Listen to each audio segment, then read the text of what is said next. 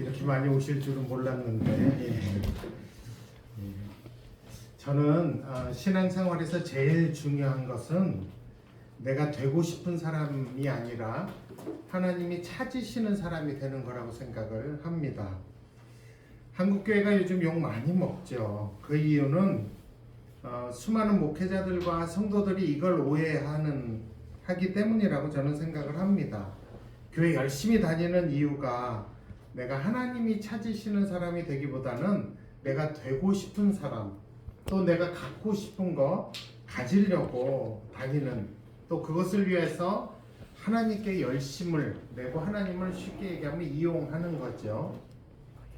결국 그분들에게는 하나님보다는 내 꿈, 내 계획, 내 뜻이 더 소중하고 중요한 것을 발견하게 됩니다. 우리도 한때는 또 앞으로도 그런 유혹이 많을 것 같습니다. 그래서 어떤 사람들은 기도한 대로 안 이루어지면 막 섭섭하고 삐지고 합니다. 교회에서도 가끔 보면 왜 안 나오시나 했더니 이제 삐진 거죠. 하나님께 삐진 거예요. 아니면 성도들에게 삐진 거든지 그렇습니다. 세상에 어떤 욕심이나 어떤 열망이 하나님보다 더 소중하면 안 됩니다. 1계명이 뭡니까? 하나님과 내 사이에 아무것도 안 두는 게 1계명이에요. 그 사이에 뭐 두면 1계명을 범한 겁니다. 우리에게 제일 소중한 것은 하나님이고 하나님의 뜻과 하나님의 성품이라고 생각을 합니다. 하나님이 누구를 찾으시는가, 이것은 우리가 굉장히 중요하게 관심 가져야 할 것이라고 생각합니다. 오늘 요한복음 4장을 가지고 여러분이 교회 다녔으면 다 아는 얘기인데 그 얘기를 조금 해보고 싶습니다. 저는 노분도 연합성교회 대표이기도 해서 이제 노분도 교회들을 갈 기회가 있습니다. 행복한 교회뿐만 아니라 새로 생기는 교회나 다른 교회들도 이렇게 다니는데 가면 늘 이 말씀을 꼭 합니다. 왜냐하면 높은 뜻 정신의 제일 첫 번째가 하나님께 예배드리는 이 예배의 중요성을 갖는 게 중요하기 때문입니다. 오늘 이 요한복음 4장에 보면 3절 4절에 보면, 그래서 제가 좀 길게 읽자고, 이게 오전 예배 아니니까 저희 교회에서는 이렇게 길게 못 읽어요. 그런데 오늘은 우리가 같이 읽으면 좋겠다고 제가 부탁을 드렸습니다. 요한복음 4장 3, 4절에 보면, 그러니까 이스라엘의 남쪽이 유다예요. 북쪽이 갈릴리입니다. 가실새 사마리아를 통과하여야 하겠는지라 라고 나옵니다. 성경에. 여러분이 성경을 보시면서 늘 잊지 마셔야 되는 게 뭐냐면, 예수님은 무엇을 하시든 어디를 가시든지 큰 원칙을 어기신 적이 없으십니다. 그 원칙이 뭐냐면 예수님이 말씀하셨어요. 아버지께서 내게 말씀하신 그대로 하는 겁니다. 그래서 예수님에게는 아버지 하나님의 뜻이 훨씬 더 소중했습니다. 늘 그게 최우선이었습니다. 이게 요한복음 12장 49절 50절에 보면 예수님이 실제로 그렇게 얘기를 하세요. 내가 내 자의로 얘기하는 게 아니다. 나를 보내신 아버지께서 나의 말할 것과 이룰 것을 친히 명령하여 주셨으니 나는 그의 명령이 영생인 줄 아노라. 그러므로 내게 이르는 것은 내 아버지께서 내게 말씀하신 그대로니라 라고 하십니다. 요한복음 4장 3, 4절에 보면 유대를 떠나 다시 갈릴리로 가실새 사마리아를 통과하여야 하겠는지라, 이 구절 안에는 하나님의 뜻과 의도가 있는 것입니다. 그러니까 예수님이 가고 싶어 간 게 아니라 하나님이 가라고 하신 거죠. 원래 이 이스라엘 가보면 유대에서 갈릴리로 가는 가장 빠른 길은 사마리아를 통과하는 길입니다.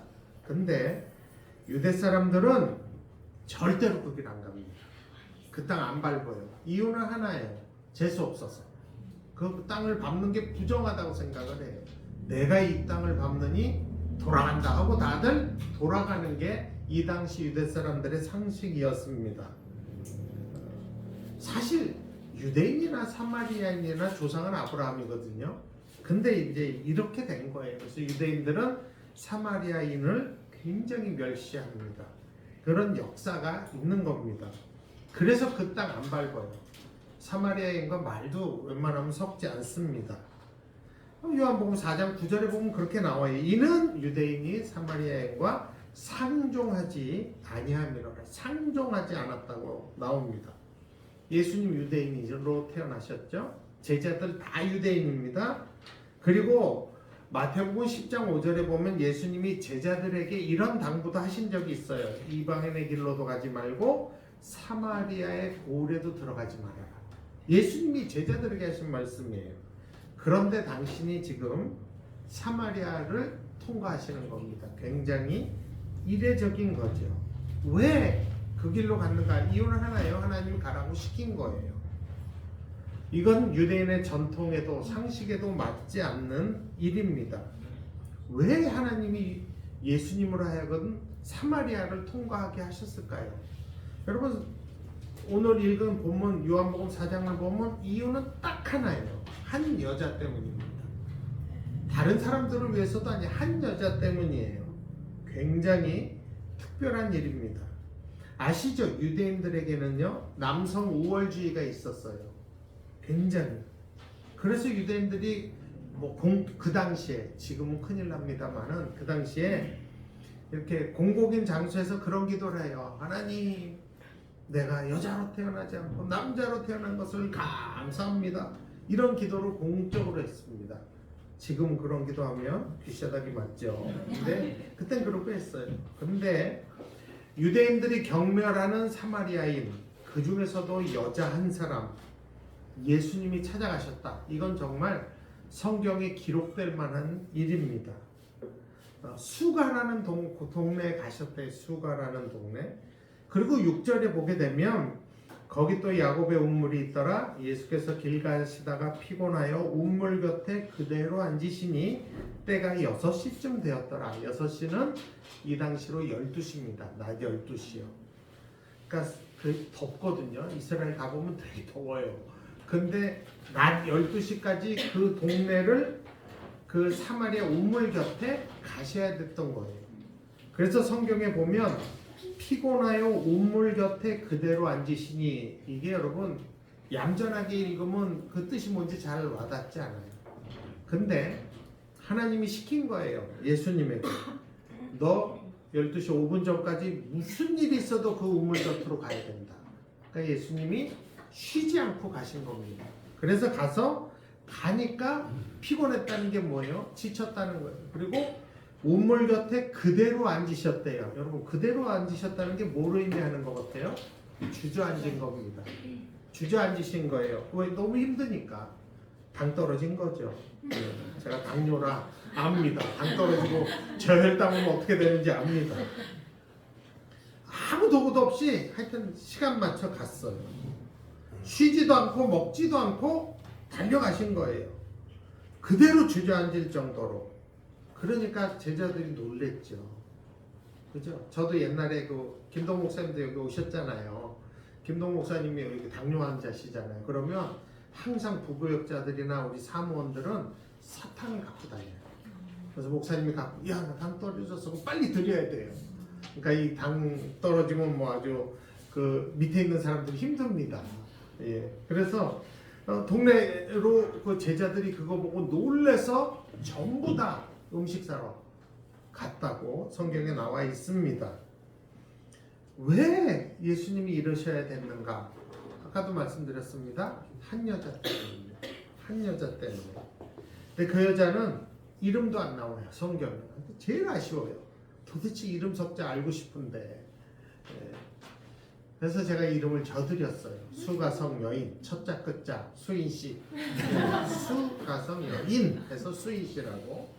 앞으로는 제가 수인씨라고 부를 테니까 여러분 그 여자로 생각하시면 됩니다. 주저앉으셨더니 제자들 확 동네로 흩어지고 바로 그때 드라마처럼 한 여자가 등장을 하죠. 수인씨예요. 운물 기르러. 근데 여러분 이 당시에는 12시가 운물 기르러 오는 시간이 아닙니다. 그건 자살행위예요. 너무 덥기 때문에 그때는 아무도 안 와요. 근데 이 여자가 혼자 온 겁니다. 왜 왔을까? 왜 12시에 지치는 남자도 예수님도 지쳐서 쓰러질 정도의 그 상황에 왜 여자 혼자 우물 기르러 왔을까? 다 하나님 뜻이 있죠. 도대체 수인 씨가 누군가? 근데 대개 교회 다니는 사람들은 수인 씨 하면 부정적인 이미지가 있습니다. 굉장히 부도덕하고 마치 창녀급의 여자다 생각해요. 왜냐하면 예수님이 18절에 보면 남편이 5이나 있었고 지금 있는 것도 네 남편이 아니다. 그러니까 이 여자는 남편을 계속 갈아갖고 한다. 그래서 참 전라도 말로 거시기한 여자다. 근데 여러분 성경을 그렇게 보면 이게 잘 안 풀립니다. 정말 수인 씨가 부도덕하고 창녀 같은 여자였을까요? 잘 안 풀려요. 안 풀린다는 게 뭐냐면 이런 거예요. 성경에 창녀들이 나옵니다. 그런데 그들이 예수님께 온 적은 있지만 예수님이 한 창녀를 찾아가신 적이 없어요. 없습니다. 그것도 유대인도 아닌 사마리아 여자, 한 창녀 같은 여자를 예수님이 찾아가셨다. 이거는 이 당시 상식으로는 있을 수 없는 일입니다. 또한 정말 이 수인 씨가 그런 여자였더라면 그가 자기 입으로 얘기했죠. 자기가 메시아 만났다고, 구원받았다는 얘기예요. 그러면 여러분도 아시죠? 우리가 예수님을 믿을 때 반드시 해결해야 되는 문제가 있어요. 그게 뭐냐면 죄 문제입니다. 거룩하신 하나님 앞에 가는데 우리 죄가 걸리기 때문입니다. 예수님이 절대로 죄 문제를 그냥 넘어가실 리가 없어요. 가늠하다 현장에서 잡힌 여인 아시죠? 그 남자를 빼돌리고 여자만 억울하게 온 여인이요. 그 여인을 향해서도 예수님은 요한복음 8장 11절에 보면 나도 너를 정죄하지 아니하노니 다시는 가서 죄를 짓지 마라. 너가 한 건 죄라고. 네 죄 사해 줄 테니까 다시는 가서 그 죄 짓지 말라고 죄를 언급합니다. 그래서 대개 예수님을 구세주로 메시아로 만난 사람들은 이 죄사함의 기쁨이 있습니다. 정말 나 같은 죄인 살리심이 나오는 거죠. 그 기쁨이 있는 거예요.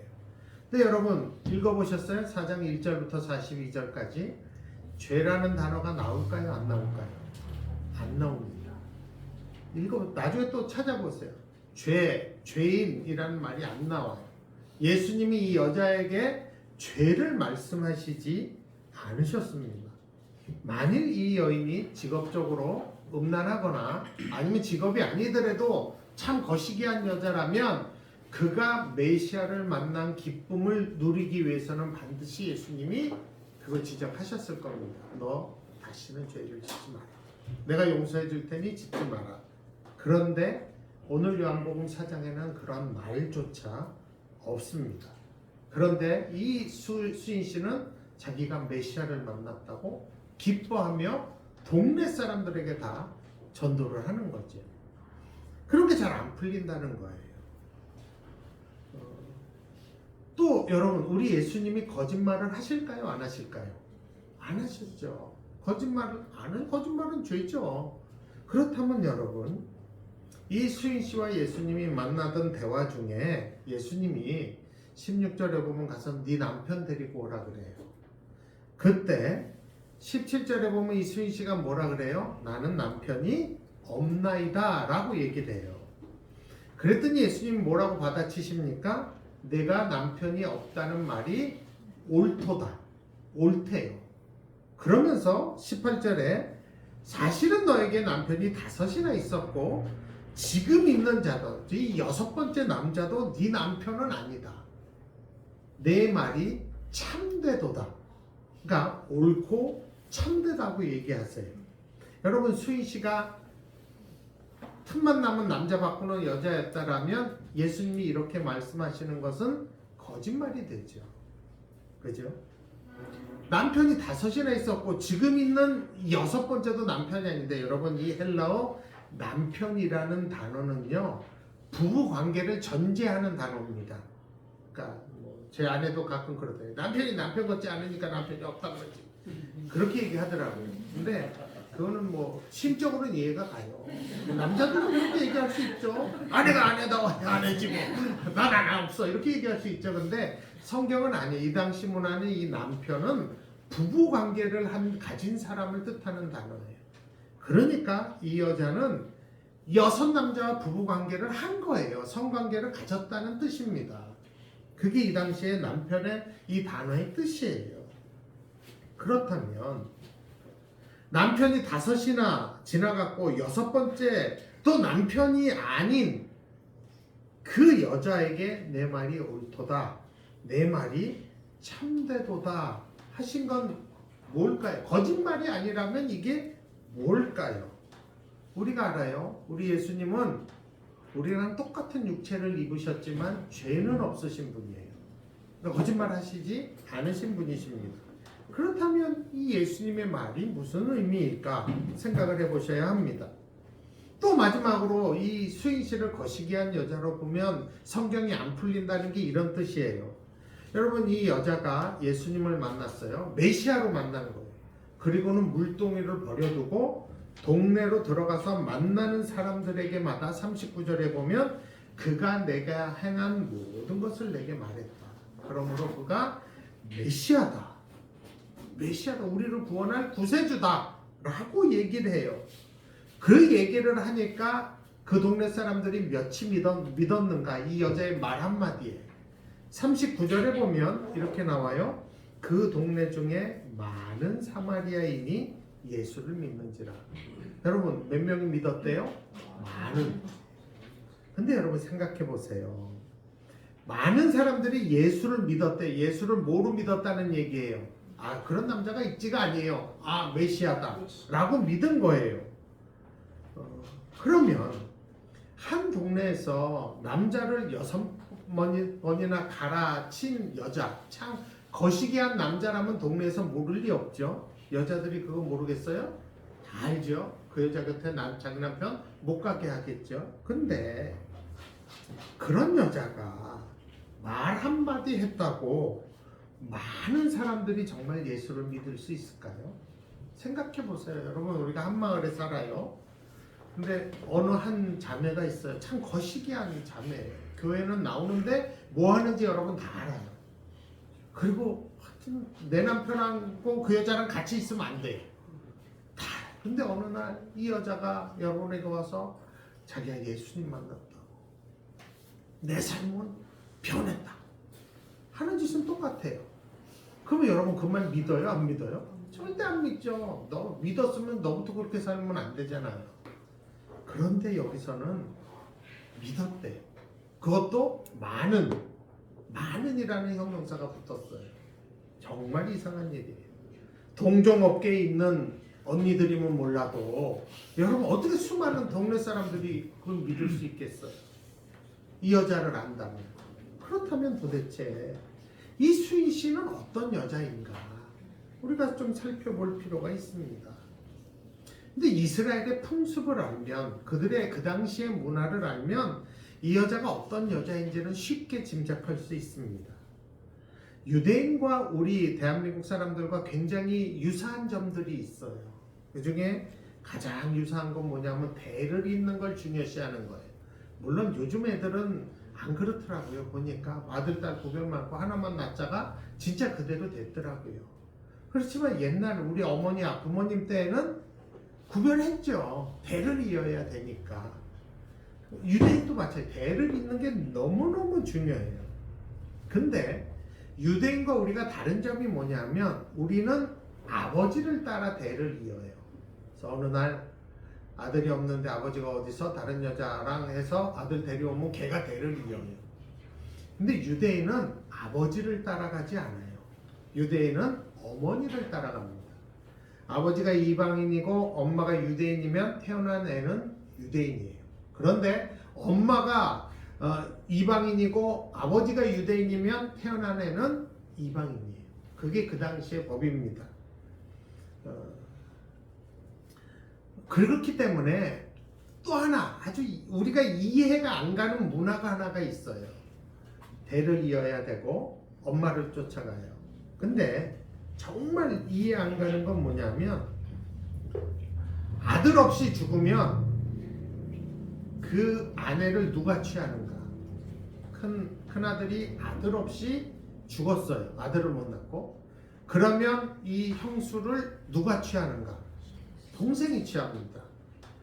그게 우린 이해돼. 우리 말도 안 되는 일 어떻게 그런 생각을 해요? 한국 사람들은 그런 생각하면 안 되죠. 근데 유대인은 그게 상식입니다.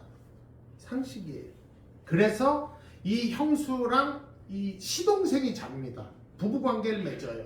남편의 역할을 이 시동생이 합니다. 그래서 아들을 낳으면 이 아들은 누구 아들? 큰 아들. 큰 자의 대를 잇는 아들입니다. 말도 안 되는데 유대인들은 그게 상식입니다. 구약에도 이런 예가 나오죠. 여러분 잘 아는 다말 스토리 아세요? 다말이라는 창세기 38장에 보면 시아버지가 유다고 큰아들 엘이라는 장자와 결혼했는데 아들을 낳지 않죠. 못 낳고 아들이 죽었어요. 엘이 죽었어요. 그러니까 그 동생이 시동생이 이 다말을 취합니다. 그러니까 남편의 역할을 했다는 거예요. 근데 아들 낳기 전에 이 시동생도 죽었어요. 그러니까 유다 아버지 시아버지가 뭐라 그래요? 아직 셋째는 성인이 안 됐다. 그러니까 너 집에 가 있어라. 친정 가 있으면 얘가 성인이 되면 내가 너를 불러서 합방을 시켜주겠다. 그래서 이 엘의 장자의 이 대를 잇게 해주겠다라고 합니다. 이런 이야기가 사실은 신약 시대에도 있어요.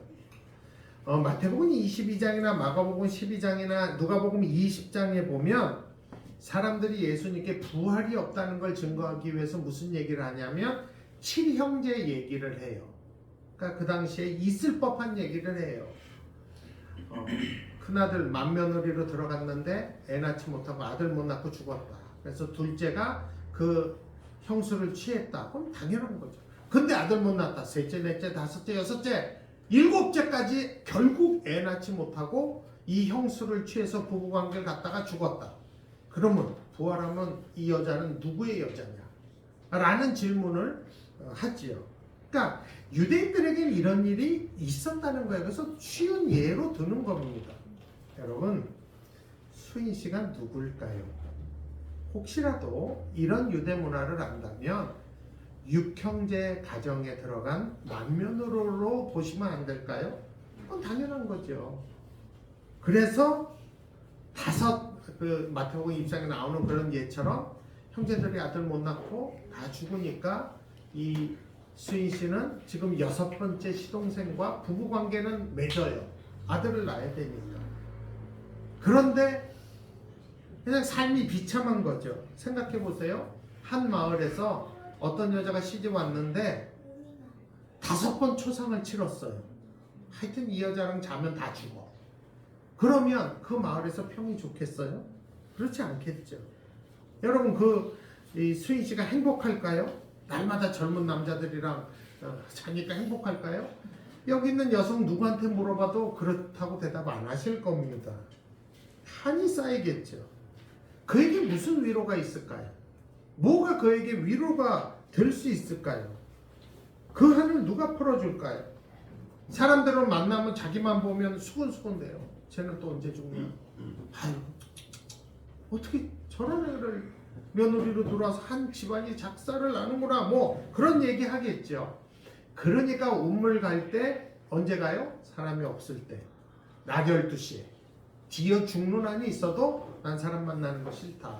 그러니까 12시에 가는 거예요. 이 여자만 사람 없는 그 시간에 물 기르러 가는 것입니다. 하나님은 그 여자에게, 수인 씨에게 지금 예수님을 보낸 겁니다. 주저앉는 한이 있어도 12시 5분 전까지 그 우물가에 도착해라. 그러니까 예수님이 시간 맞춰 가신 거죠. 왜 하나님이 예수님을 보내셨을까요? 이 본문을 보게 되면 예수님이 먼저 수인 씨에게 말을 걸죠. 물 좀 달라. 딱 봐도 유대인이에요. 그러니까 아주 남자라면 신물 나는 여자가 수인 씨입니다. 그러니까 얘기하죠. 유대인이 그렇게 우리 무시하더만 왜 물 달라 그러냐고. 당신 유대인인데 나한테 뭐하는 개수작하는 거냐고 한마디 합니다. 그랬더니 예수님이 10절에 뭐라, 내가 만일 하나님의 선물과 내가 내게 물 좀 달라는, 즉 내가 누구인지를 알았더라면 너는 구했을 거다. 솔깃한 말이 하나가 들어오는 거죠. 하나님의 선물. 하나님의 선물. 그러면서 생수 이야기를 해요. 예수님. 내가 주는 물은 영원히 목마르지 않게 하는 거예요. 아우 잘됐다고. 나 물 기르러 오기도 싫고 사람들 보기도 싫은데 그 물을 나한테 좀 달라고.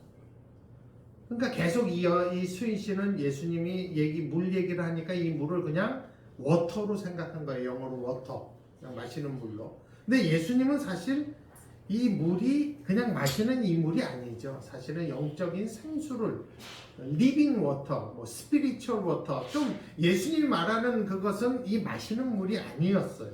못 알아들어요. 그러니까 내가 누군지를 못 알아듣는 거예요. 그러니까 예수님이 내가 신적인 존재, 하나님의 선물이니까 하나님이 보낸 자라는 걸 이 여자에게 알려주기 위해서 하신 질문이 뭡니까? 남편 데려와라예요. 그랬을 때 이 여자가 얘기하죠. 외간 남자가 왔는데 사실은 내가 육형제 집안에 와갖고 첫째가 죽고 둘째가 죽고 셋째 다섯째 죽고 여섯째 시동생이랑 살고 있다. 이런 얘기는 뭐하라 하겠어요. 그러니까 수인 씨는 정직하게 얘기해. 난 남편 없다. 왜? 첫째 죽었으니까. 둘째, 셋째, 넷째 남편 부부관계는 하지만 사실은 남편으로 하는 거 아니라 대으려 그놈 아들이 뭔지 그거 알려고 이런 이 짓 하는 거다. 난 신물이 난다. 그러니까 남편 없다고. 그때 예수님이 말씀하시죠. 옳다. 그러면서 다섯 있었지. 다섯 남자 지나가고 여섯째 시동생이랑 지금 너 살고 있는 건 내가 알아. 네 마음, 네가 그렇게 말한 게 참된 거야. 네 마음을 정직하게 얘기한 거야. 그러죠. 이게 무슨 뜻이에요? 너의 삶의 스토리를 내가 다 알고 있다는 거예요. 그러니까 내가 신적인 존재라는 것입니다. 그때 수가성 여인이 정신이 번쩍 나면서 당신은 선지자로서이다. 여러분 이 당시 선지자가 누구예요? 하나님이 하신 말씀을 전해준다. 하나님이 아는 걸 알게 해주면 그 선지자가 말하는 사람이 선지자예요. 그러니까 외간 남자인데 처음 보는데 내 삶의 홀 스토리를 다 아는 사람이니까 당신은 선지자라고 이야기를 합니다. 근데 놀라운 건 이때부터예요. 여러분 생각해 보세요. 과거, 현재, 미래를 꿰뚫고 있는 용한 사람이 있어요. 여러분이 그분을 만날 수 있어요. 그 대신 조건은 하나, 질문은 하나만 해야 돼요. 뭐 하실래요? 어떤 질문 하실래요? 숫자 6개 불러달라. 이런 거 보니까 로또 숫자 미리 알려달라.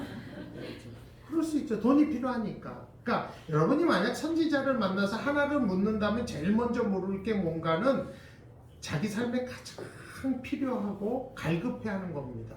맞죠? 하나만 물을 수 있으면 그거 묻지 않겠어요? 먼저 이 수인 씨가 물은 게 뭐예요? 언제 아들 낳을까가 아니에요.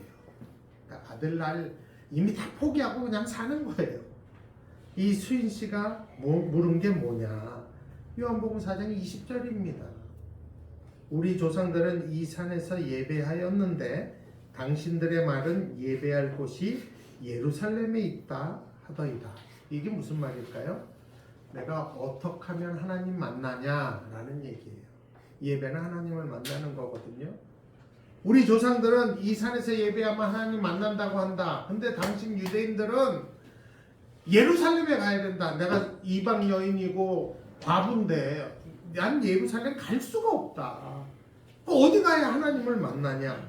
그러니까 지금 제 수인 씨가 바라는 걸 물어본 겁니다. 인생에 가장 바라는 것. 여러분 그러므로 수인 씨는 세상적인 낙이 있는 사람이 아니에요. 이미 그건 다 끝났어요. 한 가문에 들어가서 자기 가문 다 풍지박산 이미 났고 동네에도 소문 좋지 않게 났고 이런 여자가 무슨 소망이 있겠어요. 그러니까 이 수인 씨에게 바라는 건 딱 하나예요. 하나님 외에는 없는 거예요. 우리 옛날 교회도 가보면 시골 교회 가보면 반드시 그런 분 계셨어요. 젊어서 남편 잃으시고 평생을 밤만 되면 교회 와서 이불 하나 들고 와서 밤새 기도하는 권사님들 계셨습니다. 옛날에 보면요. 그런 사람이에요. 수인 씨는. 늘 하나님만이 내 소망인 거야. 나는 하나님 만나야 된다. 하나님 외에 내 소망이 없다. 어떻게 하면 내가 하나님을 만날 수 있을까? 그러니까 선지자 만나면 제일 먼저 묻고 싶은 게 그거인 거지. 어디 가야 하나님 만날 수 있겠는가? 그때 예수님이 4장 21절에 대답하십니다. 이 산에서도 말고 예루살렘에서도 말고 너희가 아버지께 예배할 때가 이르리라. 여러분, 이 말은 혁명적인 말이에요. 구약 어디를 봐도 하나님, 여호와를 찬양해라, 여호와를 높여라, 하나님을 찬양해라 하지만 아버지께라는 단어를 쓴 적이 없습니다. 혁명적인 얘기예요. 그러면서 우리가 잘 아는 요한복음 4장 23절 아버지께 참되게 예배하는 자들은 영과 진리로 예배할 때가 오나니 곧 이때라. 아버지께서는 자기에게 이렇게 예배하는 자를 찾으시느니라 라고 얘기한 것입니다. 이게 무슨 말이에요? 수인 씨한테 예수님이 야, 저 산 갈 필요 없어, 예루살렘 갈 필요 없어, 너희가 아버지 말씀 만날 수 있는 건 지금이야. 하나님은 누굴 찾냐? 하나님을 찾는, 예배하는 자를 찾는 거야.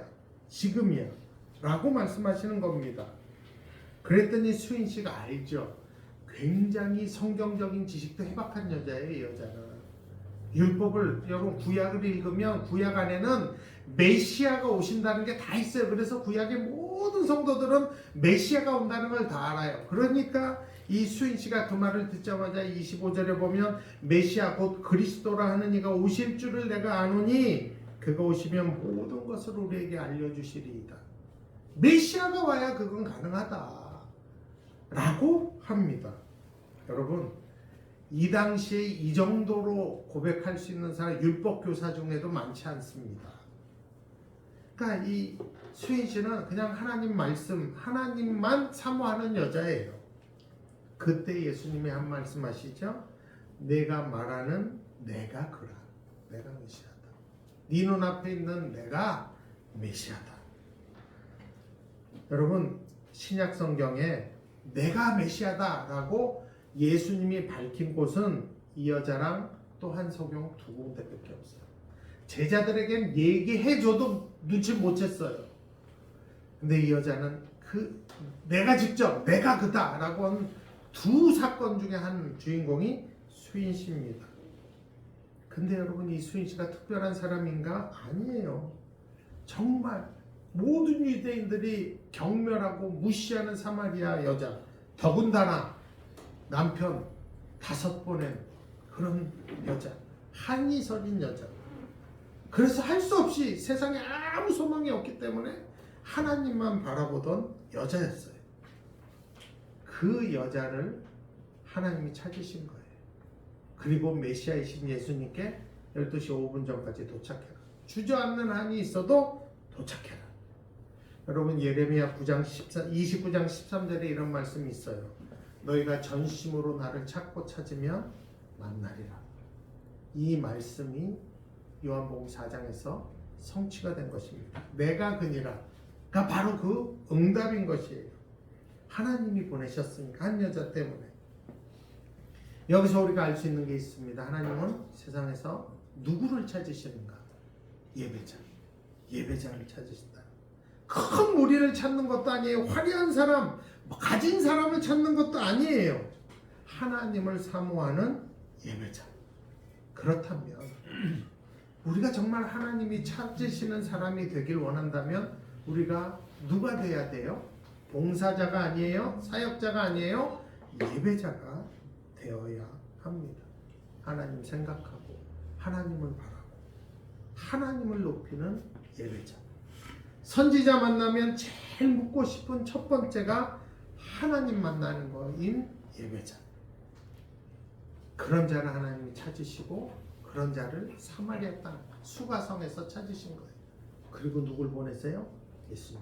12시 5분 전까지 주저앉는 한이 있어도 가라 라고 시키신 것입니다. 그 내가 그니란 말을 들은 수인 씨가 눈이 확 뜨이고 모든 문제가 해결됩니다. 이거는 체험해 본 사람만 압니다. 여러분이 심한 영적인 갈증에 있을 때, 또 갈등 가운데 있을 때, 어려움과 고통 가운데 있을 때 정말 예수님을 찾아 만나면 이게 눈 녹듯이 사라집니다. 정말 상황이고 뭐가 하나도 변한 거 없는데 그냥 예수님 만나면 견디게 돼요. 버티게 됩니다. 이거는 예수님을 만난 사람만이 압니다. 수인 씨가 그 말 한마디에 모든 인생의 괴로움의 문제가 해결됩니다.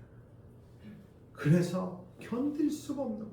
그래서 물동이 두고 어디로 가요? 동네로 튀어들어가요. 동네로 튀어들어가서 만나는 사람에게마다 얘기합니다. 내가 메시아를 만났다. 그가 내가 행한 모든 것을 다에게 선지자처럼 말한 그분이다. 그분이 메시아다. 근데 여러분, 동네 사람들이 이미 다 알아요. 수인 씨가 누군지. 그는 웃는 여자가 아니에요. 만나는 여자가 아니에요. 사람하고 말 섞지도 않아요. 늘 피해 다니는 12시에 물 기르러 가는 그런 여자예요. 근데 그 여자가 얼굴도 바뀌고 웃으면서 얘기하는 거예요. 먼저 말을 걸어요. 내가 그를 만났다. 그가 메시아다. 보기만 해도 동네 사람들은 믿을 수밖에 없습니다. 제 주변에도 그런 분이 계세요. 오래 아는 형님인데 지금은 아프리카에 선교사로 가 계세요. 그 형님은 강원도 진부에 사시는 분이세요. 이 형님이 그 동네에서 모두가 다 아는 형이에요. 왜냐하면 군복무를 방위로 들어갔는데 현역보다 늦게 제대를 한 사람이에요. 이게 무슨 말이냐면 옛날에는 군대에서 영창에 가면 근무일수에서 뺐습니다. 요즘은 근무일수에 넣어줘요. 이 형님이 동네에서 유명한 주먹이셨거든요. 그래갖고 방위라고 무시하잖아요. 방위들 진짜 현역병들이 무시하거든요. 어떻게 그렇게 잘하냐. 제가 방위 출신이거든요. 그 무시하는 게 뭔지 제가 다 알아요. 군부대에서 방위병으로 있었기 때문에 야 방위 일로 와. 계급도 없어요. 방위 일로 와. 막 시키고 하니까. 그러니까 자기를 그렇게 무시하니까 다 때린 거예요. 헌병대 대장도 팼대요. 이 형 말로는. 그리고 헌병들 뭐 지나가고 자기 무시한 사람이면 자기 바깥에 있다가 걔네들 휴가 나오거나 외출 나오면 쫓아가서 아주 죽여놨대요. 그러니까 맨날 영창을 간 거예요. 그러니까 같이 들어온 이병으로 들어온 그 현역병이 병장 제대할 때 이 형님은 아직도 이병 1병으로 그냥 있고 더 늦게 제대한 거예요. 그냥 깜빡을 하도 가갖고 그러니까 동네에서 제일 유명한 사람이에요. 이 형님이 어느 날 예수님 만났어요. 삶이 변했어요. 모든 동네 사람들이 이 형님 보면 야 하나님이 계신가 보다. 다 그렇게 얘기했다. 변한 거 보고. 그런 분이 계시더라고요. 그러니까 수인 씨가 저는 그런 여자라고 생각을 합니다. 여러분 제가 오늘 강조하고 싶은 건 이겁니다. 하나님이 찾으시는 사람은 일꾼도 아니었어요. 성경에 보면 일꾼은 찾으신다는 표현 안 써요. 부르신다 그래요. 일꾼은 부르셔요. 그렇지만 하나님이 찾으신다는 표현을 쓰는 것은 예배자입니다. 그러므로 지금도 우리 하나님은 예배자를 찾고 계십니다. 그러니까 우리 삶의 영역에 제일 먼저 회복돼야 되는 게 뭐예요? 예배예요. 예배. 예수님 만나면 해결되니까. 스웨인스처럼 정말 선지자 만나면 첫 번째로 묻고 싶은 게 하나님 만나는 거. 그런 예배자. 여러분 그런 교회는 그런 예배자가 있는 교회는 하나님의 임재가 있습니다. 하나님의 임재가 있어요. 저는 우리 노분들 행복한 교회가 그런 교회가 됐으면 좋겠어요. 재정적으로 풍부하고 사람이 많고 자기 건물 갖고 아니요 그거 아니에요. 정말 하나님의 임재가 있는 그런 예배. 정말 그 교회 가면 왠지 평안하고 말씀과 찬송과 기도 속에서 우리 하나님 만나면 되는구나. 만나게 되는구나. 저는 과거에 선교단체 출신입니다. 선교단체에서 20, 30, 40대를 보낸 사람이에요. 선교단체에서 제가 대표까지 했으니까 많은 교회를 가봤을 거 아닙니까? 주일날 저는 교회를 담임하는 목사가 아니고 선교단체 목사니까 많이 부르죠. 교회에서 국내 한인교회에서도 부르고 진짜 무지 많이 다닌 사람입니다. 제가 다녀본 경험에 의하면 교회를 가서 같이 예배를 드리잖아요. 그러면 정리하면 두 가지 제 마음에 이 교회는 정말 하나님이 계신 것 같아요. 예배 드리면서. 그리고 그냥 예배 드리는 동안 그냥 쑥 지나가요. 시간이 언제 가는지도 모르고 쑥 지나가고 너무 좋아요. 예배들은 평안하고. 근데 어느 교회는 가면 아무리 화려해도 진짜 시간이 안 가요. 계속 성도들은 시계 보고 주고 보고 계속 그러고 있어요. 그러니까 보니까 하나님의 임재가 안 느껴지는 교회. 이건 제 주관적인 겁니다. 어느 교회는 가면 하나님의 임재가 느껴지고 어느 교회는 가면 하나님의 임재가 느껴지지 못해. 뭐 제 주관적인 거니까. 그래서 저는 처음엔 이건 목사님 설교 탓이구나 라고 생각을 했어요. 근데 많은 교회 가보니까 그 교회 목사님 그렇게 설교 잘하지 않으세요. 근데도 하나님의 임재가 넘치는 교회가 있어요. 정말 방송 설교를 하시고 유명하신 목사님 교회 아주 황금 이빨이라고 우리가 잘 터는 목사님이 계세요. 유창해요. 근데 이상하게 하나님 임재가 느껴지지 않는 교회가 있어요. 목사님 탓이 아니더라고요. 그걸 어디서 이 말씀을 깨닫고 깨달았어. 하나님의 임재는 예배자가 있는 곳에 있구나.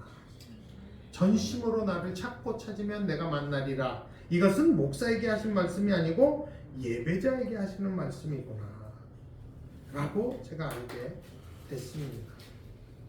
우리가 행복한 교회의 사람들로서 제일 우리가 행복하게 되는 건 예수님을 만나는 겁니다.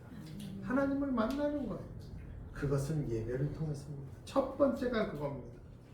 행복한 교회가 굉장히 좋은 사역들 하죠. 사회적으로도 많이 하고 높은 듯 교회가 좋아합니다. 근데 그게 첫 번째가 아닙니다. 예배가 첫 번째입니다. 그래서 높은 뜻 정신의 첫 번째가 하나님께 신령과 진정으로 예배드리는 교회입니다. 우리가 먼저 예배자가 되어야 합니다. 제가 섬기는 높은 뜻 푸른 교회는 참 고생 많이 한 교회입니다. 왜냐하면 예배드릴 장소가 없어서. 높은 뜻 숭의교회에서 쫓겨났죠. 건물주께서 나가라고. 그래서 막 높은 뜻 숭의교회가 제가 그때부터 그 교회에 있어서 알아요. 제가 그때 청년부 전임 목사였거든요. 별의별 총장님 가서 어느 총장님 오라 그래서 가면 이사장님이 안 된다고. 어느 학교는 대학교 가서 총장님이 오라고 와서 대학 발전에 기여 좀 하시라고 우리 가겠다고 그랬더니 동네 모든 교회 목사님들이 모여서 총장한테 서한을 보냈어요. 이 교회 오면 안 된다고. 우리 교인 뺏긴다고. 그래갖고 총장님이 안 되겠다고. 장소를 구할 수 있나요? 그래서 높은 뜻 숭의교회는 결정은 그러면 쪼개자라고 김동호 목사님이 결정을 내린 거예요. 내가 가면 나 쫓아오니까 안 된다. 난 목회 안 한다. 그래서 연합회를 세워서 연합회 회장으로 있고 난 돌아가면서 설교할 테니까 쪼개자. 그래서 4개의 교회로 쫓겼고 그 중에 하나 교회가 우리 목사님 계시던 높은 하늘교회이기도 합니다.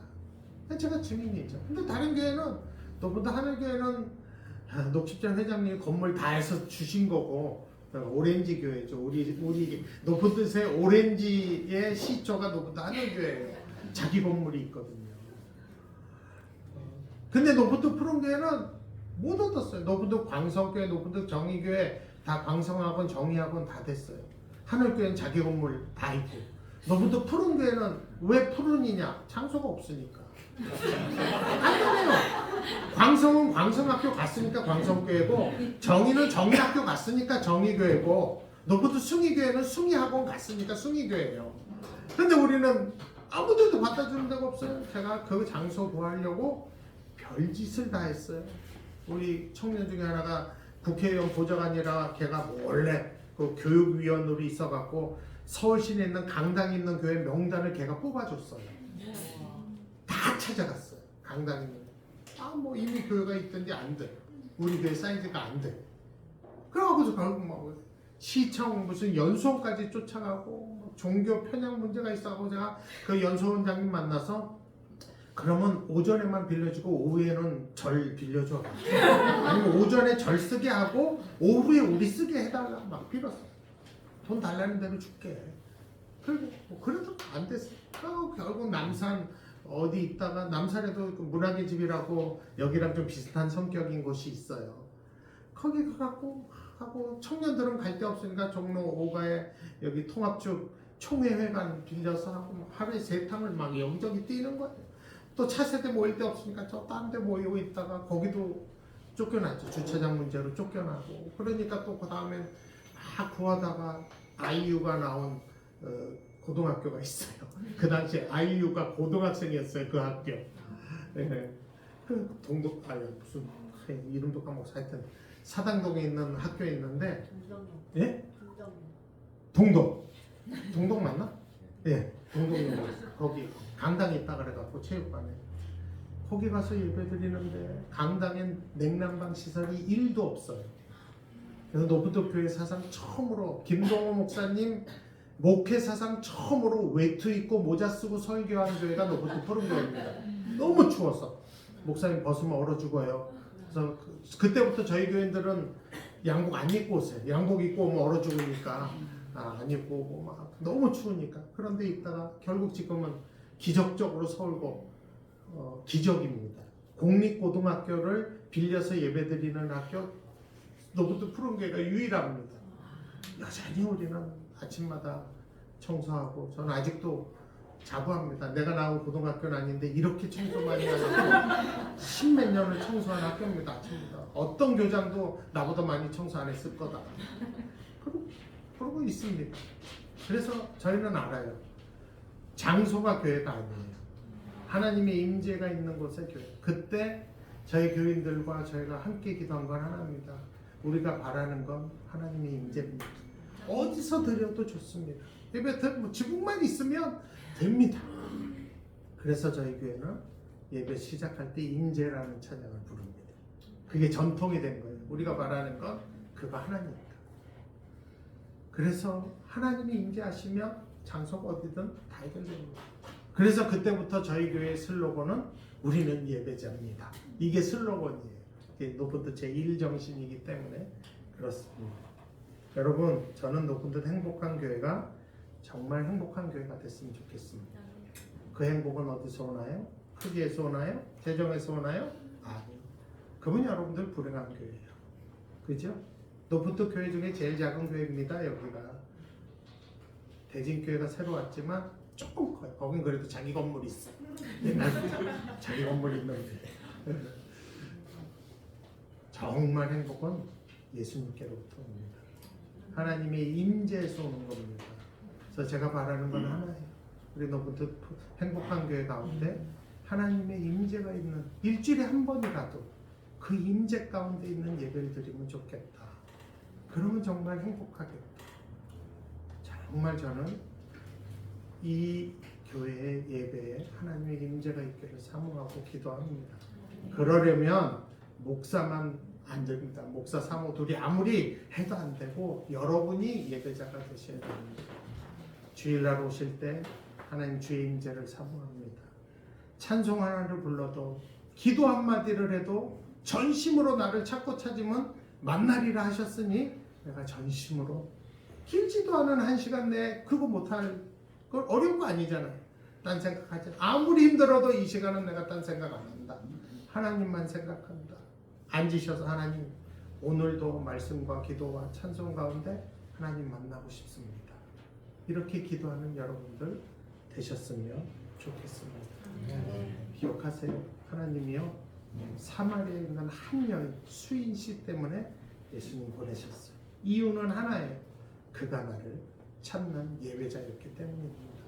그래서부터 행복한 교회가 그렇게 하나님의 임재가 있는 교회가 되기를 정말로 축복하고, 여러분 주일날 와서 여기 왔다 가면 1시간이라도 와서 같이 있다 가면 왠지 든든해요. 아, 하나님 만나, 하나님 여기 계시네, 하나님 내 찬양 받으셨네, 아, 하나님 내 기도 받으셨네 하는 그런 예배를 드리는 그런 교회가 되기를 소원합니다. 제가 한번 기도하겠습니다. 하나님, 이곳에 높은 행복한 교회를 세워주셔서 감사합니다. 하나님, 우리가 하나님의 임재를 구합니다. 우리 교회로 모일 때마다 하나님의 임재를 사모하는 예배자들이 되는 그 복을 우리에게 허락하여 주옵소서.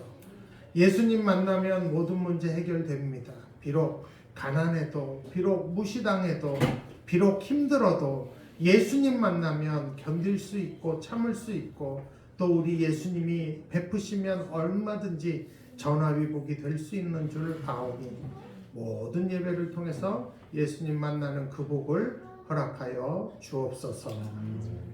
목회하시는 우리 목사님 함께 해주시고 늘 붙잡아 주시고 정말 예수님을 사랑하고 좋은 모델이 되도록 복 내려 주옵소서. 예수님 이름으로 기도합니다.